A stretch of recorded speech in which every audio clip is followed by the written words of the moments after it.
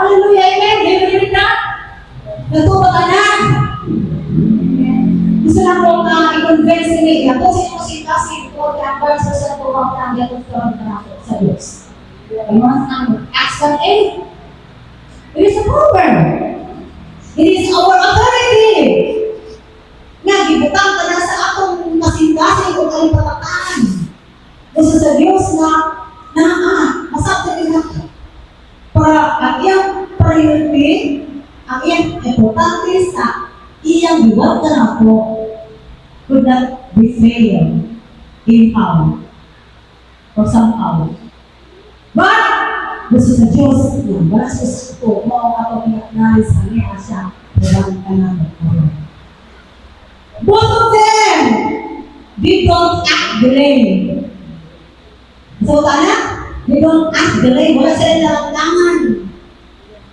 They are instant at the right or biyahira mas nawawala sa instant mood. Ang priority o ang energies sa atong current world. Ayun ka na kasabay mo. It is not na inaman pa iya i-convince si Jesus na i-manifest ang iyang dapat buhaton. Hindi siya tao. Dahil pa sa ako ang tao, makasaya ko pa pipipipikon para hindi mo pagkagulaton na maayo. But this kind of God, they have their own power to do act na ginawa sa usang tao. Ano ba? So on? So that is the truth of God's plan for us. Ang tinulya na they both understood. Nakasinapot sila na sa panahon na ikaw matagaw o sa panahon na ikaw na-forward o sa dahil mga kakatong nahabong sila. But napabiling na nahabong sa dahil kung ang tao nakasala. There was an immediate action of rescuing. Sa lahat ng istorya, God, there was a provision. God provide ang mga pastor niya Adam, the first, si Adam, ang anak sa Diyos. Yes, of course, this is God. Ang tinutihak po na si Adam is Prince. Prince siya, and he is powerful. Kung ito ay tao lang siya, hindi siya pwede malibero sa atong kailangan. Alam mo yun ito na Adam has the capacity of being powerful. O kaya ginagdan ang mga tanang mga karyo, ang tanang mga gipait sa Ginoo, ang tanang na ato kamo na nakita. He is the one who named those creation. Kaya gibuhat sa Diyos. Nasabtan kami soon, ang mga hayop na like mga aso, pusa, o mga unggoy, mga isda, isa nagkaroon. It is Adam. God gave Adam the power to reproduce. Yes, the dominion of all this creation. Kung ato ilanong, ang connection ni Adam sa Diyos is not that far. Buhay nila ng pinasi. So, pasabot ka, ang connection sa Diyos, diya sa tao, kung saan, grabe, intimate. Ang iyang relasyon sa tao, hindi niya ikahatag at sa manak, sa mga kahoy, sa mga burak, o sa mga bukid, o sa mga katubigan. Amin ba kayo soon? The creation of man is so special. Bisan tuod, akong nasabtan nga gikan sa yuta, sa dan. But He gave life to that man. Ang yuta ay forma, itagaan nila kinabuhi. Kang pinsang kinabuhi, kang kipi sa gitan ka na kinabuhi. Ha? So akong balikan ang pinaka-priority, ang pinaka-lindot na nagkakasa sa akin. So dili basta-basta nga, in an instance, dili kita i-excuse sa Ginoo. Tungkol kay ang kinabuhi, ang gihatag niya sa Diyos na do kakadami. iyak ka ng pinabuli. He breathed His nostril. Ang Diyos na hinugin ng hawa, nagpukang Adan.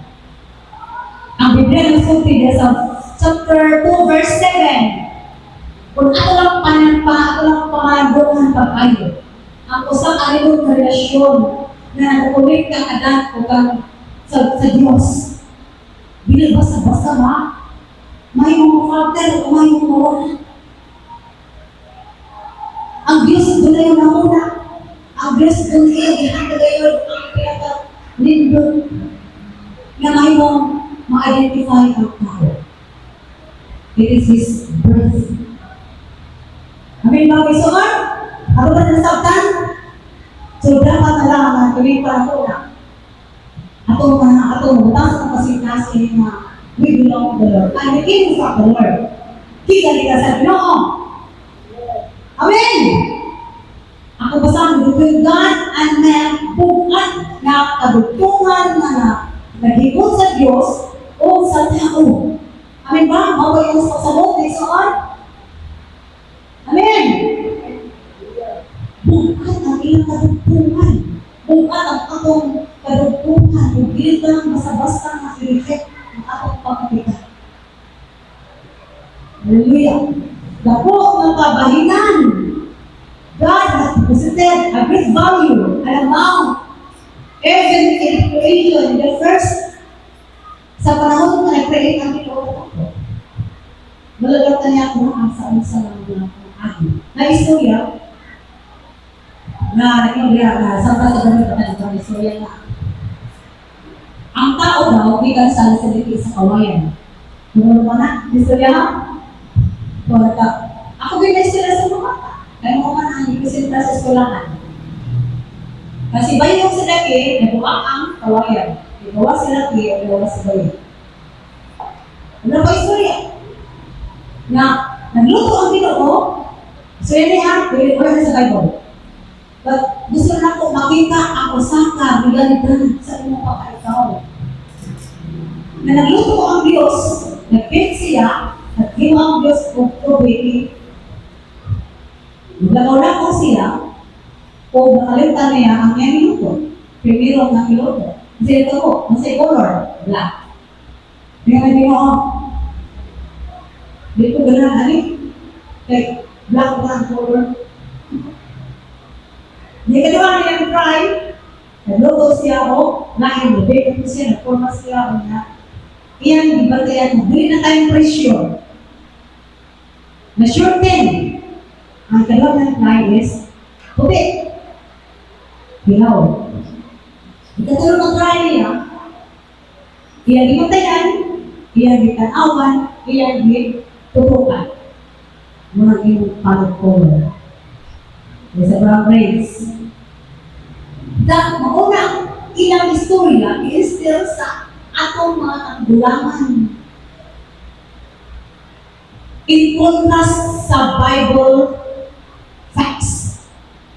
Munang istorya, naglatot sa mga pagkaan, kung sa atong palibot, nabitan ka sa likid sa kawayan, o bitan ka sa evolution, according to Charles Darwin.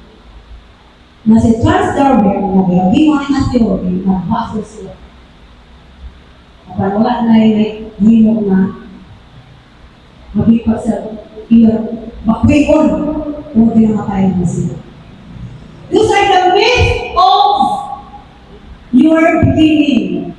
Myth gani is mga tumok-tumok na bilis pinukon. Mga istorya na gimugnak-mugnak sa atong mga tigulangan, alam na himok na siya mabot sa akong nato sa banang kaluwagan. But today, you as Christian, we can stand on the basis of this Bible that we are not just created without any origin. Amin ba sa tanda may soon? Dili lang kita haka-haka sa umuna. Yes, me Michael Dollar. Welcome back to my channel.